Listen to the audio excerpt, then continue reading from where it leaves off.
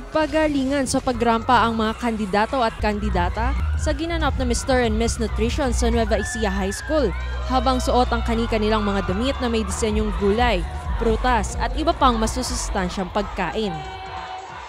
Ang nasabing programa ay inilunsad bilang pakikiisa sa selebrasyon ng Buwan ng Nutrisyon na may temang Healthy Diet, Going Habit for Life.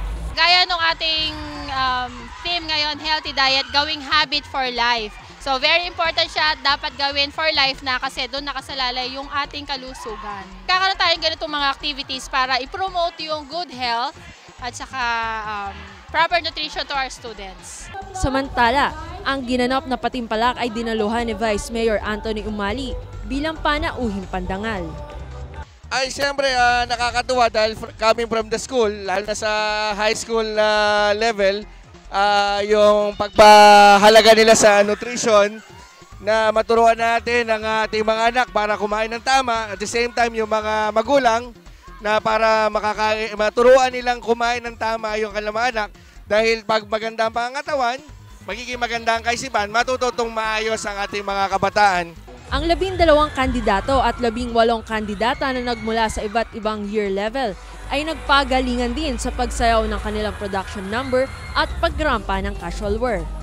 Samantala, ang napiling top 5 ay nagtagisa ng talino sa pagsagot sa question and answer. Nagkamit ng special awards na Best in Short sina Marjorie Memfin at Christian Santillan. Best in Casual Attire naman si Nika Zabat at Christian Santillan.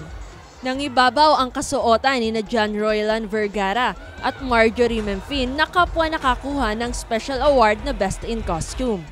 Sa huli, itinanghal na second runner-up sina Michael Angelo Javier at Kyla Mayda Lope. First runner-up naman sina John Aubrey Batum at Robelyn Trinidad. At nakamit nina Wendell Martin Jr. at Nika Sabat ang titulong Mr. and Miss Nutrition 2017. Para sa Balitang Unang Sigaw, Irish Pangilinan.